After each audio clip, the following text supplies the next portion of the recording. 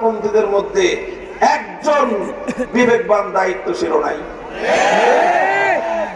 Not a single person. একজন ব্যক্তিও যদি থাকতো গতকালকের রাতের এই ঘটনা তারা ঘটাতে পারে না।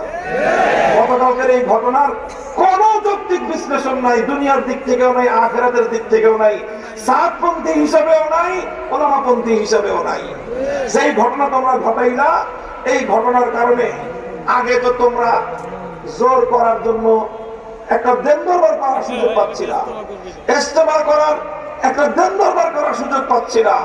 গতকালকের এই ঘটনার পর জোর তো দূরের কথা, ইস্তেমা তো দূরের কথা, এখন তোমাদের বিরুদ্ধে এই 4 হত্যা সহ আমাদের যে সকল নিরপরাধ ভাইদেরকে তোমরা নির্মম ভাবে আহত করেছো, 2018 সালে আমার 5000 সন্তানদেরকে নির্মম ভাবে তোমরা ক্ষতবিক্ষত করেছো, প্রতিটি ফোঁটা রক্তের জন্য জবাবদিহিতার কাজ করে তোমাদেরকে দাঁড়াতে হবে।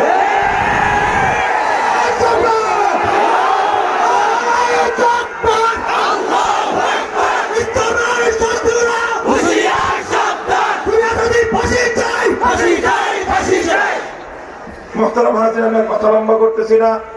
আমাদের বর্তমান বাংলাদেশের মাননীয় ধর্ম উপদেষ্টা